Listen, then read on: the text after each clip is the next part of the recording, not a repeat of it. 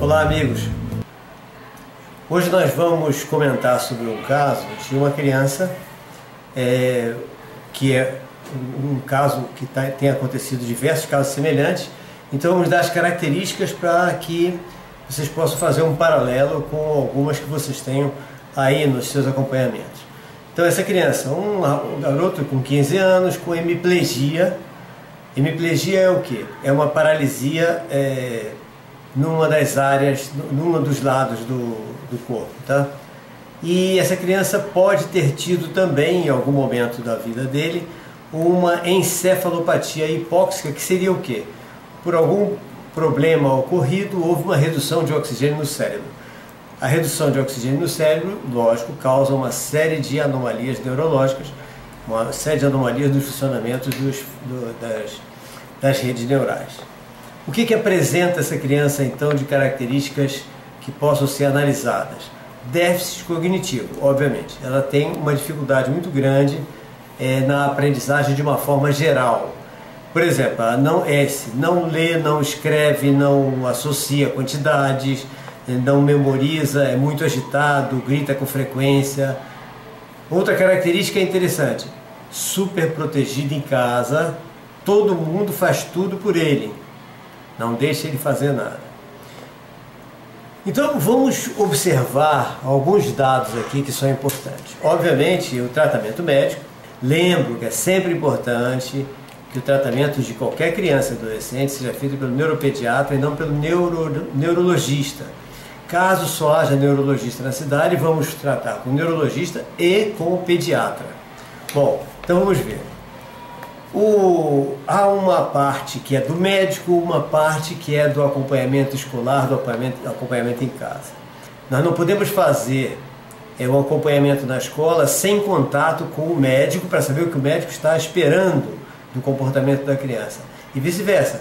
Nós temos que na escola dar relatórios para que o médico possa tomar como base esse relatório e ter condições de dar um laudo mais preciso, mais correto. Então, a ligação médico-escola é sempre importante. Nós temos que insistir nesse contato permanente, nesse retorno do que está ocorrendo com a criança para o médico principal que está fazendo o seu acompanhamento. Quais são os profissionais que devem estar acompanhando uma criança com características semelhantes a essa? Primeiro, nutricionista. Por que nutricionista? Primeiro, que toda criança com qualquer tipo de anomalia, eu tenho insistido muito, a nutrição é importante. Por que a nutrição é importante? Nós somos aquilo que comemos. Então, se nós temos uma nutrição inadequada, certamente nós vamos ter um comportamento inadequado, certo? Porque a nutrição é quem faz com que o nosso organismo funcione adequadamente ou não. Então, o nutricionista é um dos profissionais mais importantes para esse acompanhamento da criança. Por que isso é perigoso hoje? Porque a nossa alimentação está cheia de coisas industrializadas e nessas coisas industrializadas são usados conservantes que nem sempre são conservantes que fazem bem à saúde. Na maioria das vezes são conservantes que fazem mal à saúde. Há conservantes, inclusive, que fazem o mesmo papel de determinadas neurotoxinas e que são prejudiciais à criança com autismo. Então, quanto mais natural for a alimentação, quanto mais livre de industrializações com conservantes, quanto mais livre de transgênicos, de agrotóxicos, etc., nós pudermos ter essa criança, nós certamente vamos melhorar muita coisa que está que está prejudicando e aumentando os seus sintomas, já aumentado ou provocado até por uma alimentação inadequada. Além do nutricionista, um gastroenterologista, porque o gastroenterologista, para solicitar exames, para verificar como está a flora intestinal dessa criança. A flora intestinal é super importante. Uma flora mal composta de maneira incorreta, pode estar causando também diversos sintomas negativos nessa criança. Pode estar prejudicando o seu desenvolvimento. Analisar a flora e analisar a possível existência de vermes que sejam prejudiciais também. Para essa criança, naturalmente, precisa de um fisioterapeuta, já que tem uma paralisia em parte do corpo, e também do fonoaudiólogo, que é sempre importante. Agora vamos à parte escolar da criança. Então esse é o tratamento, os profissionais que devem tratá-la. E a parte da educação. Na educação, o que nós temos que fazer é entender que uma criança com qualquer anomalia cerebral pode apresentar uma série de dificuldades de compreensão e entendimento. Entre eles, a abstração. A abstração que nós achamos que é muito natural, todo mundo faz, não é não. A abstração é uma coisa muito difícil. Então a gente fica querendo que a criança consiga somar 1 mais 1, mas é muito difícil ela somar 1 mais 1. Se você puser uma caneta mais uma caneta, ela pode até aprender que são 2 canetas. Mas tira a caneta e põe só o número. Ela não vai saber mais somar 1 mais 1. Eu tenho feito constantemente, tenho dado esse exemplo ao vivo com crianças com anomalia, e os professores ficam espantados quando dizem ele não consegue somar. Eu digo, tem certeza? E se eu pego a criança, coloco na minha mesa e digo, vem cá, quantos carrinhos tem aqui? Aqui é um carrinho, outro carrinho, outro carrinho. Ah, aqui tem 3 carrinhos. Aí o professor olha espantado para mim. Viu? Ele conseguiu somar 3 carrinhos. Agora põe 1 mais 1 mais 1. E isso eu não sei fazer não. Mas não é a mesma coisa? Não, não é a mesma coisa. 1 mais 1, você está abstraindo o objeto. Então temos que entender que a criança não pensa igual a gente, e a criança com anomalia pensa pior ainda. Então nós temos que fazer com que ela vá aprendendo as coisas de uma maneira dela, que nós vamos descobrir com ela. Então algumas crianças não é nem com figura e com objeto, é com som. A gente falar sobre alguma coisa, cantar uma música, falar nome de objetos, etc., pode ser muito mais importante do que mostrar um objeto. Então nós temos que fazer todo tipo de teste até chegar a como aquela criança entende, como aquela criança capta as informações. E isso é cada criança diferente. Não adianta a gente dizer, essa criança tem essa característica técnica, síndrome disso, transtorno disso. Não adianta, cada transtorno, cada pai, cada professor tem o seu aluno tem o seu transtorno, é diferente. Então vamos verificar aquela característica especial.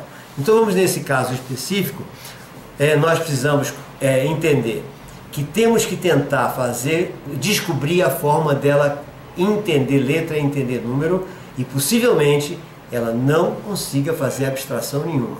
Então não adianta botar a letra simplesmente, vai ter que falar sobre o objeto, conversar sobre objetos e ver se ela consegue entender. Outra coisa nessa criança é que ela é muito agitada e grita muito. Toda criança, quando não está sendo entendida ou quando não consegue entender o ambiente, ela pode ficar nervosa, irritada, medo, insegurança com o ambiente, pode começar a gritar mesmo, ela quer chamar a atenção. Então nós temos que ir colocando ela no seu ambiente, tentando descobrir o que ela quer dizer, o que ela está querendo entender, tentar mostrar coisas para ela sentir que está produzindo, porque aí com certeza ela vai ficar mais tranquila. Naturalmente nós já comentamos sobre a alimentação também ajuda muito nisso. Outro aspecto dessa criança, superprotegida em casa. A superproteção é fatal. Nós não podemos limitar a criança dela fazer o que ela quer, que ela precisa fazer. Mesmo que ela se suje toda. Eu já vi uma criança com uma semi-paralisia também, e que ninguém deixava ela comer porque dizia que ela ia se sujar toda. Meu Deus do céu, ela tem que se sujar toda mesmo, nós estamos aqui para isso. O nosso papel é ajudar na hora da limpeza, mas ela se sujando é que ela vai sentir que ela consegue levar a comida na boca, aquela coisa toda, e daqui a pouco ela vai conseguir coordenação motora suficiente para se sujar menos. Agora, se nós vamos dar comida na boca o tempo todo, nunca vai ter essa coordenação motora. Então é importante que nós provoquemos a coordenação motora dela, deixando que ela faça as coisas por conta própria. Então a superproteção é terrível. Então o que nós temos que fazer? Chamar essa família e começar a orientar essa família para tratar essa criança de uma maneira um pouco diferente. Então as nossas atitudes, recapitulando. Primeiro, os médicos e os profissionais que atendem têm que estar em contato conosco, com a escola, permanentemente, para um informar ao outro aquilo que está acontecendo e o progresso que a criança está obtendo. O gastroenterologista, é importante analisar a flora intestinal, como ela está, a presença de vermes, para tratar. Nutricionista, uma nutrição adequada, o mais possível livre de agrotóxicos, transgênicos, conservantes de alimentos, etc. Nossa, isso já dá um resultado espetacular, né? E a família, chamar a família para que ela passe a deixar a criança fazer as coisas que quer, mesmo que se suje, que demore, etc., para começar a ter uma coordenação motora melhorada. E saber, o professor, que a criança não tem poder de abstração, a criança com anomalia cerebral. Então ela nunca vai somar 1 mais 1, mas ela pode até somar um carrinho mais um carrinho. Ok, gente? Então vamos analisar isso, começar a fazer, todos os que têm crianças com essas características, colocar em prática algumas dessas coisas, entrar em contato conosco, para nós podermos tentar orientar em algum outro aspecto que possa ocorrer.